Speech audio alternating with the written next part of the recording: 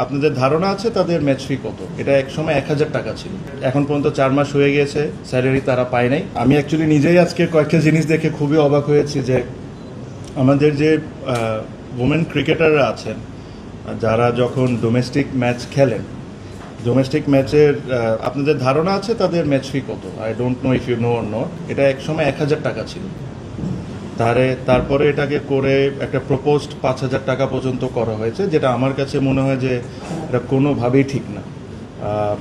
ওনারাও 20 ওভারের ম্যাচ খেলেন, ওনারাও 50 ওভারের ম্যাচ খেলেন, ওনারাও 2 দিন 3 দিনের ম্যাচ খেলেন। টাকা এখনও যে জিনিসটা আজকে আমরা অ্যাপ্রুভ করেছি এটাও আমি বলবো না যে খুব ভালো, but it is much better because সব কিছু ইনক্রিজ করার একটা লিমিটেশনস আছে।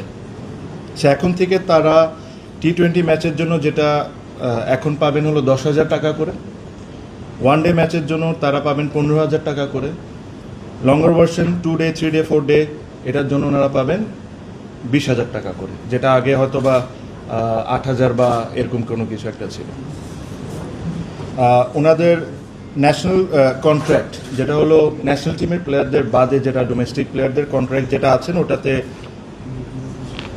30 to 35 ওমেন ক্রিকেটাররা কন্ট্রাক্টেডে আছেন।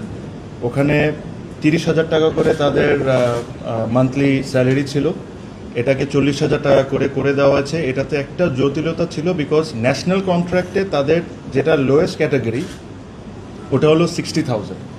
সো আমি ডোমেস্টিকটা চাইলেও বাড়াইলেও একটা গ্যাপ তো রাখতে হবে ডোমেস্টিকের সাথে যা ন্যাশনাল কন্ট্রাক্টে। তো এই কারণে হয়তো বা আমরা যতটুকু পেরেছি ইনক্রিজ করার অতটুকু করতে পেরেছি। মেন্স ক্রিকেটারদের বিষয়ে আপনি জানেন যে লাস্ট 3-4 বছর ধরে অলমোস্ট, যদি ভুল না হয়ে থাকি আমি, কোনো ইনক্রিমেন্ট হয়নি।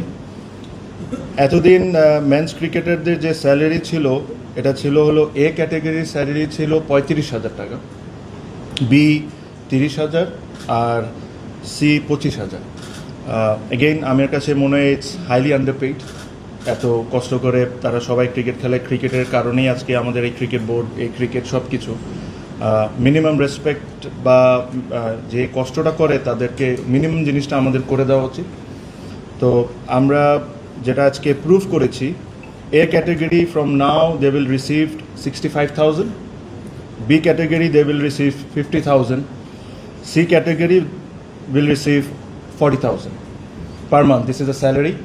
আজকে এপ্রিল অলমোস্ট, এই বছরের স্যালারি কন্ট্রাক্ট এখন পর্যন্ত 4 মাস হয়ে গিয়েছে, স্যালারি তারা পায় নাই, প্রবলি তাদের কন্ট্রাক্ট সাইন হয় নাই, দেখে না। আর এই জিনিসটা আজকে যে জিনিসটা অ্যাপ্রুভ করেছি এটা জানুয়ারির 1 তারিখ থেকে অ্যাপ্রুভ। সো জানুয়ারি 1 তারিখ থেকে যখনই তারা বেতন পাবে এই হিসাবে তারা